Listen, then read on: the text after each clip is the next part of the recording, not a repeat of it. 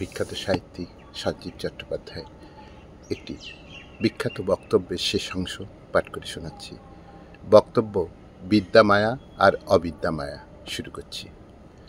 ঠাকুর বলছেন, জগতে তুমি থাকো, মায়ার মধ্যে হাবুডুবু খেও না। তাহলে কি করতে হবে? মায়াকেই অনুরোধ করো। শত্রুপুরীতে এসে তুমি বন্দী হয়ে পড়েছ। সেই শত্রুদের মধ্যেই একজনকে তুমি যদি সন্তুষ্ট করতে পারো, সেই কৃপা করে তোমার দরজা খুলে দেবে, বন্ধন মুক্ত করবে। শ্রী শ্রী চণ্ডীতে একটি স্তব আছে, রাত্রি স্তব। সেটি অসাধারণ। বলা হয়েছে, আমরা যেন একটা থিয়েটারে বসে আছি, সামনে বিরাট পর্দা, অন্তরালের খবর জানি না। সেখানে মায়ারূপী রাত্রিদেবী জগৎ সৃষ্টি করছেন। সৃষ্টি সম্পূর্ণ হয়ে গেলে পর তিনি পর্দাটি আস্তে আস্তে সরিয়ে দিয়ে যারা বসে আছেন প্রেক্ষাগৃহে দর্শকের আসনে, তাদের বললেন, এই নাও তোমাদের জগৎ। এটি এককালে তৈরি হয়েছে, খণ্ড খণ্ড করে তৈরি হয়নি। বেদেও আছে রাত্রিস্তব। মা শারদাও ঠিক এক কথাই বলেছেন। তিনিও বলতেন, সমগ্র জগৎটা একেবারেই হয়েছে, তার মধ্যে আমরা ঘোরাফেরা করছি। আমরাই পরস্পরকে চিনে নিতে চাইছি। তারপরে কি এলো? আমাদের ভাষা, ভাবনা, আমাদের সাহিত্য, সংস্কৃতি, আমাদের পূজা পদ্ধতি, বিভিন্ন রকমের মতবাদ এলো। একের পর এক সাধকরা আসতে লাগলেন। এখানে এসে সাধন পদ্ধতি অনুসারে তারা নাচলেন, গাইলেন। ঠাকুর যেমন বলছেন, যেন বাউলের দল এলো, গাইলো, আবার চলে গেল। এই যে আসা আর যাওয়া নদীর স্রোতের মতো কোন মেরু শিখর থেকে জন্ম নিয়ে বরফ গলা জল হুহু করে পাহাড়ের গা বেয়ে নেমে আসছে, কুলুকুলু করে ছুটে চলেছে কোথায়? যাচ্ছে সমুদ্রে। সেখানে গিয়ে সে তার আত্মবিসর্জন দিল। মানুষও দলে দলে আসছে, জন্মের মুখ দিয়ে বেরোচ্ছে এবং ধীরে ধীরে অগ্রসর হয়ে মৃত্যুর গ্রাসে পড়ছে, কিন্তু আবার আসছে অবিরাম স্রোতের মতো, বন্ধ হচ্ছে না।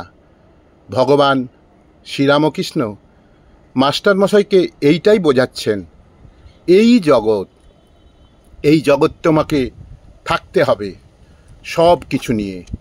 কিন্তু একটি কথা, তুমি কিন্তু বিদ্যামায়ার আশ্রয়ে থাকো। দুটিই মায়া, কিন্তু তার মধ্যেও আরেকটি মায়া আছে, মহামায়া। বিদ্যামায়া, অবিদ্যামায়া, মহামায়া। অবিদ্যামায়া সম্পর্কে ঠাকুর বলছেন, আষ্টে পৃষ্ঠে সংসারে জড়াবে, একটা বাড়ি করে দাও, একটা গাড়ি করো, একটা ফ্রিজ, পুরনো টিভি ফেলে দাও, আরও উন্নত কিছু নিয়ে এসো। এই করে যে কটা দিন বাঁচবে, শুধু এসব ফাইফরমাস খেটে কেবল চেষ্টা করবে আরও টাকা। ঠাকুর সেই কারণে বলতেন, ঠিক যতটুকু দরকার ততটুকু। আর একটি সুন্দর কথা বলতেন মা শারদাকে, যখন যেমন তখন তেমন, যেখানে যেমন সেখানে তেমন, যার কাছে যেমন তার কাছে তেমন। অসাধারণ। আমি এখন রাজপ্রাসাদে আছি, ঠিক আছে। আমি আবার যদি পর্ণকুটিরে চলে যাই, ঠিক আছে। আমাকে যদি রাস্তায় বসিয়ে দেয়, ঠিক আছে। ঠাকুরের সঙ্গে তুলসীদাসের তো ভয়ঙ্কর ভাইব্রেশনের মিল ছিল। তুলসীদাস কি বলেছেন, সবসে রসিয়ে, সবসে বসিয়ে, সবসে কিজিয়ে কাম, হাজি করতে রহিয়ে, বৈঠা আপনা ঠাম। নিজের আসনটি ছেড়ো না, যে যা বলছে শুনে যাও। হাঁ ভাই, তর্ক করো না, তর্কে কিছু মিলবে না। অকারণে তর্ক মন বিক্ষিপ্ত করে। তাহলে নিজে আগে বসো, নিজের আসনটি পাকা করো, নিজের বিশ্বাসে স্থিত হও, এবং নিজেকে বেঁধে ফেলো। একটা কি দিয়ে?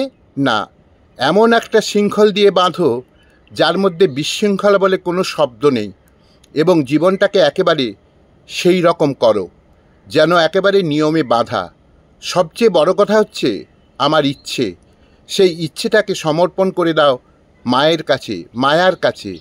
হে মা, এমন কোনো ইচ্ছা আমাকে দিও না যাতে আমি বিপথে চালিত হই।